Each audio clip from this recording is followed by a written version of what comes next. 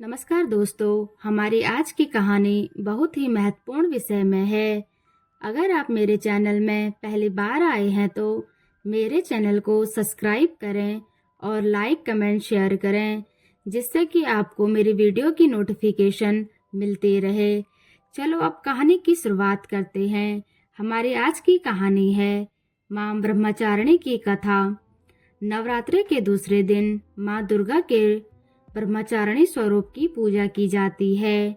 ब्रह्मचारिणी का अर्थ है तपस्या करने वाली देवी। वे तप, संयम, धैर्य और ज्ञान की प्रतीक है। माँ ब्रह्मचारिणी की पौराणिक कथा। पिछले जन्म में माँ ब्रह्मचारिणी सती के रूप में जन्मी थी और उन्होंने अपने पति भगवान शिव के अपमान के कारण यज्ञ में आत्मदाह कर लिया था। इस घटना के बाद उन्होंने अगले जन्म में हिमालय राज के घर पार्वती के रूप में जन्म लिया। जब नारद मुनि ने माता पार्वती को बताया कि वे अपने पूर्व जन्म में भगवान शिव की पत्नी थी और यदि वे फिर से उन्हें पति रूप में प्राप्त करना चाहती है तो उन्हें कठोर तपस्या करनी होगी। यह सुनकर माता पार्वती ने कठोर तपस्या शुरू कर दी।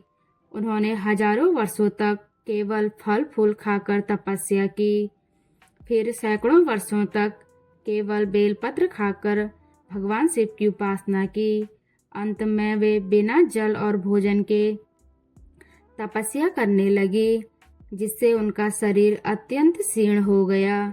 उनकी कठोर तपस्या से सभी देवता, ऋषि मुनि और स्वयं भगवान शिव प्रसन्न हुए। भगवान शिव ने उन्हें पत्नी रूप में स्वीकार किया और उनसे विवाह किया। इस प्रकार कठोर तपस्या करने के कारण वे ब्रह्मचारिणी कहलाई। माँ ब्रह्मचारिणी का स्वरूप अत्यंत शांत और दिव्य है।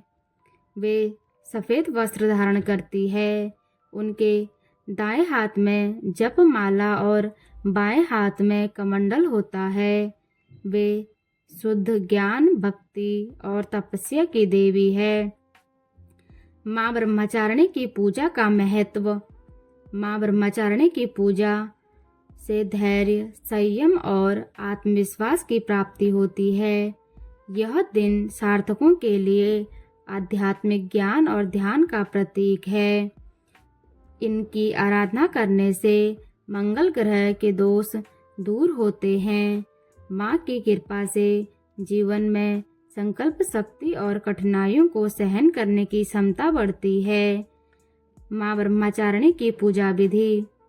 प्रातः स्नान करके स्वच्छ वस्त्र धारण करें और माँ की पूजा करें।